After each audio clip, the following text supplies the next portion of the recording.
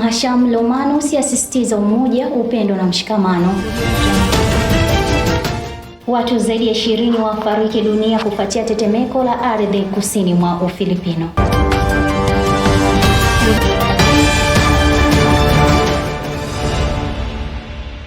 Habari za kutoa mtazamaji wa UoI Digital, natumai hujambo na karibu kwenye taarifa ya habari. Jina langu ni Ruminata Mgani.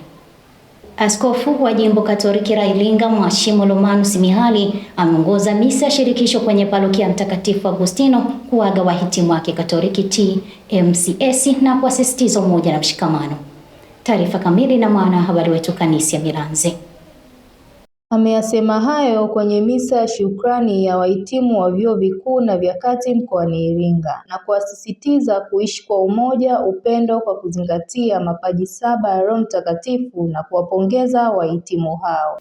Mdumu daima katika imani, matumaini na mapendo ili kufikia uzima wa milele. Mzae matunda ya Roho Mtakatifu ambayo ni yapo 9, ambayo ni matunda ya Roho Mtakatifu: upendo, furaha, amani, uvumilivu, utu wema, fadhili, uaminifu, upole na kiasi. Tunasoma waraka wa Mtume Paulo kwa Wagalatia sura ya 5 aya 22 hadi 23. Anasema Mtume Paulo, matunda ya Roho Mtakatifu. Nao baadhi ya wahitimu wa TMCS wameelezea furaha yao kuwa miongoni mwa wahitimu wa Kikatoliki na wamewaasa waumini wengine kuishi katika misingi ya Kikatoliki na kuwa karibu na Mungu.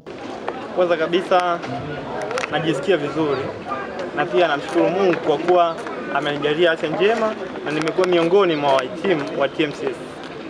Sisi kama wanairinga TMCS najisikia vizuri sana, naungana na wenzangu ambao wamejisikia vizuri, naamini uwepo wa Mungu kuanzia sasa uko na sisi. Kwa wanaobaki hapa na natoa wito kwanza wajisogeze karibu na Mungu. Licha ya kwamba tunasoma na juhudi zetu na nini, lakini bado bila nguvu ya Mungu, bila uwezo wa Mungu hatuwezi kufika popote. Tunajisikia Mungu ni bahati sana kuishi siku ya leo kwa imeweka na kuikuta katika malezi ya leo. Mimi kwa wanachama TMCS naomba na shauri tu wazidi kuzingatia swala la kutoka katika chama na wasipotoka kwenye chama bali kutoka kwa sababu tunapata hapa ni mazuri pia ambayo inaweza kusaidia kwa online. Hivi ndivyo misa takatifu ya shirikisho ilivyoweza kutamatika katika kanisa la Mtakatifu Agustino, Jimbo Katoliki la Iringa.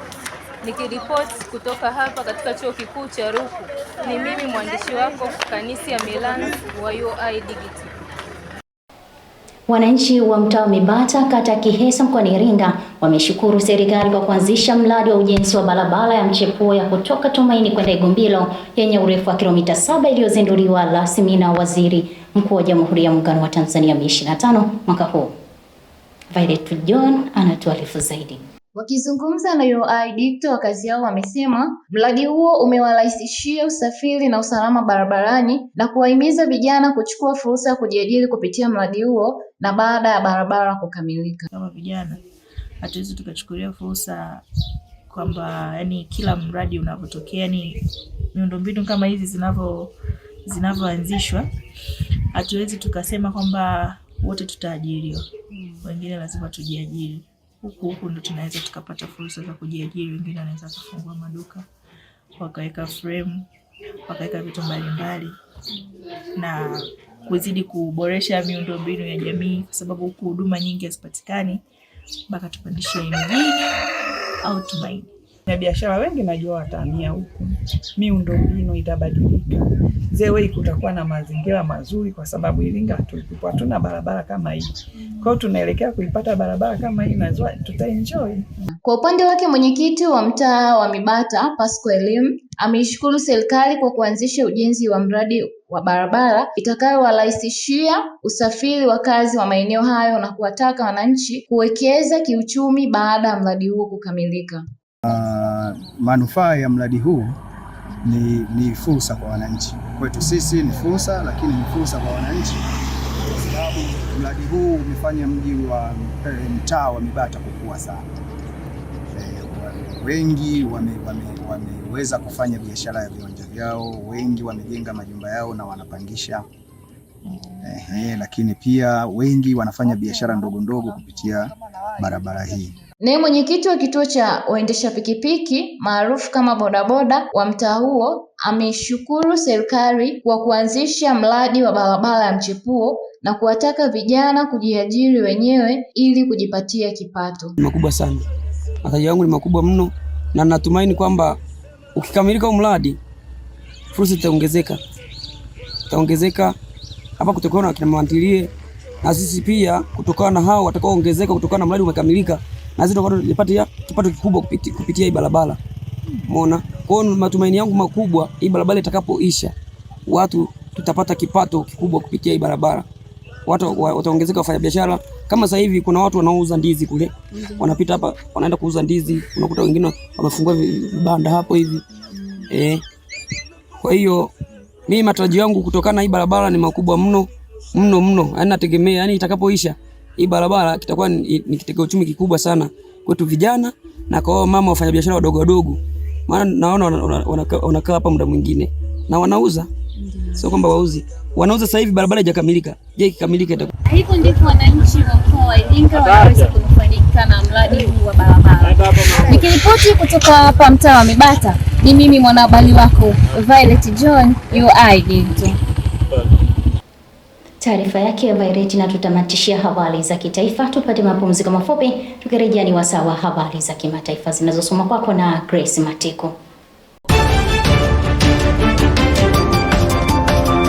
Watu zaidi ya 20 waangamia. Hii ni baada ya tetemeko kubwa la ardhi kutokea kusini mwa Ufilipino. Tetemeko hilo lenye ukubwa wa 7.8 katika kipimo cha Richter lililosababisha kutolewa kwa onyo la tsunami katika sehemu mbalimbali za eneo la kusini mwa Ufilipino. Tahadhari hiyo iliondolewa saa chache baadaye na taasisi ya volkano na mitetemeko ya ardhi ya Ufilipino ilisema kitovu cha tetemeko hilo kilikuwa kusini magharibi mwa mji wa Maasim katika jimbo la Sarangani kwenye kisiwa cha kusini na Miandamo. Msemaji wa ofisi ya ulinzi na raia nchini Ufilipino Justin Castillo amesema vifo zaidi ya 19 vimethibitishwa hadi sasa na watu 12 hawajulikani walipo na jumla ya watu 134 wamejeruhiwa. Mji wa General Santos wenye idadi ya watu wapatao zaidi ya 70,000 uliathiriwa zaidi na tetemeko hilo. Kulingana na maafisa wa ulinzi wa raia, video zilizosambazwa kwenye mitandao ya kijamii zilionyesha majengo kadhaa yakianguka katika eneo la Miandamo nchini Ufilipino. Huduma za umeme, mawasiliano ya simu zilivurugika katika maeneo yaliyoathiriwa. Katika mujibu wa shirika la maafa la Ufilipino, shughuli za masomo zilifutwa huku kazi katika ofisi za serikali na za kibinafsi pia zilisimamishwa. Naye Rais wa Ufilipino Ferdinand Marcos amesema mara moja aliamuru hatua za misaada na ulinzi kuwataka watu kufuatia maagizo na mamlaka ili kuokoa dhidi ya tetemeko la ardhi baadaye. Asante sana Grace kwa habari hiyo. Mtazamaji, kabla ya kufikia tamati, tujifunze lugha ya Kiswahili kwa msamiati wa leo kutoka kwake Consolata Luputa.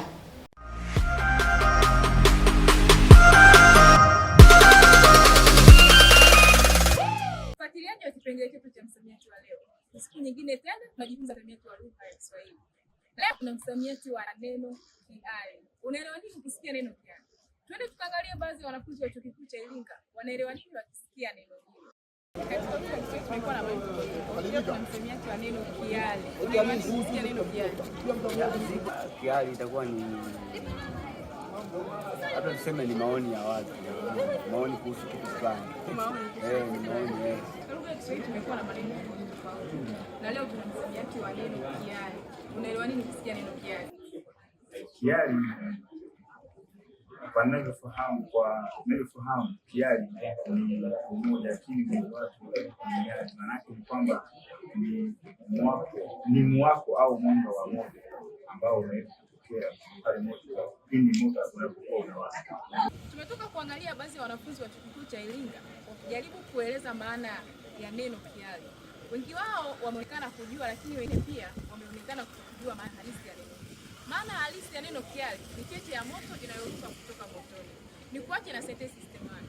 Tulipokuwa tukiota moto, kiali iliruka na kufikia Aneti. Jina langu ni Consolata Luta, UoI. Asante sana Luhuta kwa elimu ya Kiswahili. Na hiyo ndiyo maana halisi ya msamiati kiali. Nami nakuacha na sentensi sema John aliungua na kiali cha moto. Mtazamaji, na huu ndio mwisho wa UoI Digital Habari kwa siku ya leo. Kwa niaba ya wote waliofanikisha matangazo haya, ni kushukuru kwa kuwa nasi mwanzo hadi mwisho. Tukutane kesho panapo majaliwa. Jina langu ni Ruminata Mgeni. Asante na kwaheri.